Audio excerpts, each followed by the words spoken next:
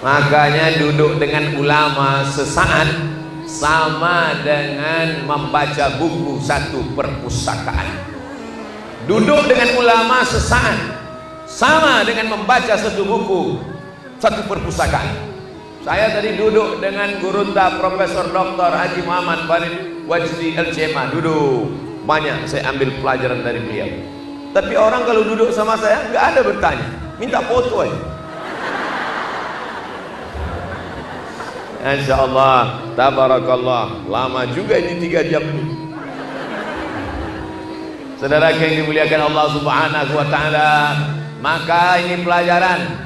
Ceramah saya memang di Mangkoso, ceramah saya di Baru, ceramah saya di Sulawesi Selatan, tapi ceramah ini akan ditonton oleh orang seluruh dunia, betul? Karena ini akan diupload dalam channel Ustadz Abdul Somad Official. Subscribe. Wahai bupati-bupati seluruh Indonesia, wahai camat-camat, gubernur-gubernur, kalian punya kekuasaan akan hilang paling lama 2 periode, itu pun kalau ada yang milih. Paling lama 2 periode, itu pun kalau tidak ditangkap KPK. Maka kalau kalian mau punya kekuasaan yang kekal abadi seperti raja yang ada di Mangkoso, sudah meninggal dunia, kuburannya tetap diziarahi orang sampai hari ini tanggal saya ingat, cuman ngetes saja.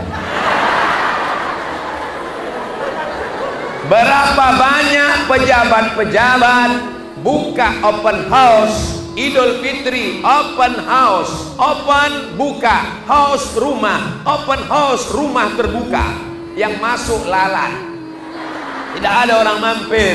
Tapi raja dulu yang ikut mendirikan pesantren, hari ini kuburnya masih ramai diziarahi orang. Apa maknanya? Bertemanlah kalian dengan ulama, berkawan kalian dengan orang-orang baik, dirikan pondok pesantren. Setuju? Siapa yang mau kami dekati? Kalau dulu ada raja yang mendekati Kiai Haji Gurutta Syekh Haji Abdurrahman Abu Dale dulu tahun 1935, lebih 80 tahun yang lalu mereka sudah berteman. Sekarang Ustadz Somad, kami bupati-bupati, camat-camat, gubernur-gubernur, kades-kades mau mendekati siapa? Tidak usah kalian dekati Ustadz Somad, cukup kalian dekati ICAT, Ikatan Cendekiawan Alumni Timur Tengah.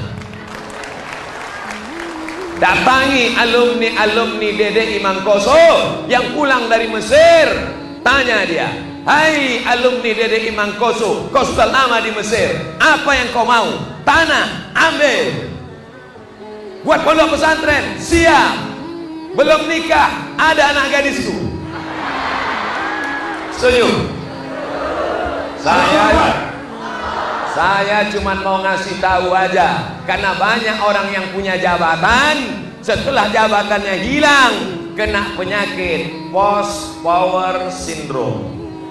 Dulu ketika masih ada jabatan, pintunya dibukakan. Setelah jabatan tak ada, buka sendiri. Dulu dilayani, diladeni. Hari ini kekuasaan sudah tak ada. Lama-lama stroke, stres, depresi, mati sebelah. Kalau mau dikenang oleh zaman, sampai hari kiamat dikenang orang, belajar dari raja di Mangkoso, wakafkan tanah, dirikan masjid, bangun pesantren. Takbir. Ya Allah, sudah kusampaikan di Darud Dakwah wal Irsyad Mangkoso, ya Allah. Sudah diupload di internet, ya Allah. Kalau mereka tidak juga mau mengambil pelajaran, kuserahkan mereka padamu, ya Allah. Setuju atau setuju? Kira-kira kata-kata saya ini kasar, menyinggung perasaan, atau mengingatkan tentang kekuasaan? Mengingatkan tentang kekuasaan, karena kekuasaan itu indah. Kalau Ustadz Abdul Somad menunjuk tanah, itu tanah bangun pesantren, belum tentu bisa. Tapi kalau orang punya kekuasaan, itu tanah bangun pesantren, besok berdiri. Betul? Mumpung tanda tangan masih laku, mumpung APBD masih di tangan. Kalau ada DPR yang tidak setuju, kita doakan cepat mati. Ini jamaah mau cepat, boleh. Doanya adalah Allahumma hdi qaumi fa innahum la ya'lamun. Lembutkan hati mereka supaya hatinya lembut mau bangun pesan. Untuk apa lagi bangun pesantren? Darut Dakwah Wal Irsyad kan sudah ada, kampusnya sudah 3. Kita mau bukan cuma 3. Darut Dakwah Wal Irsyad cabang yang ke-1000 di Papua. Amin. Diresmikan oleh Guruta Profesor Dr. Muhammad Farid Wajdi didampingi Abdul Somad.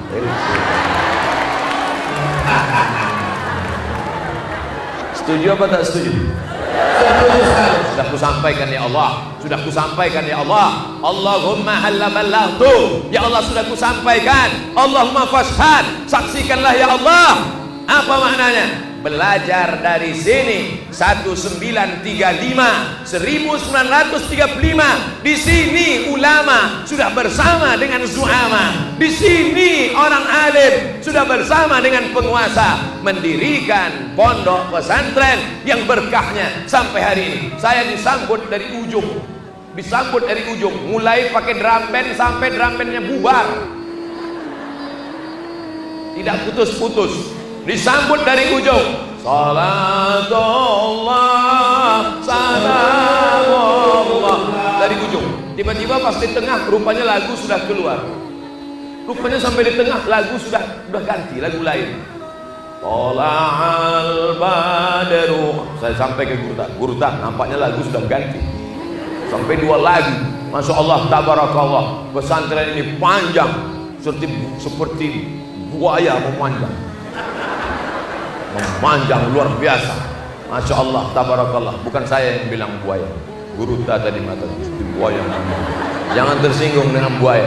Binatang yang paling setia adalah buaya.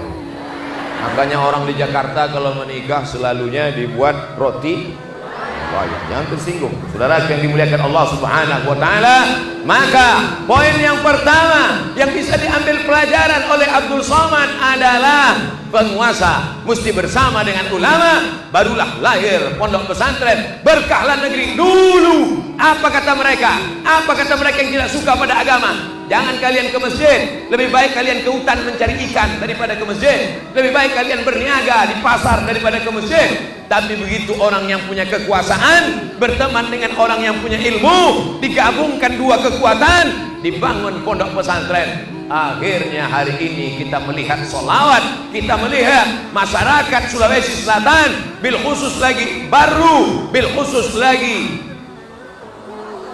Mangkoso menjadi negeri baldatun thayyibatun wa rabbun.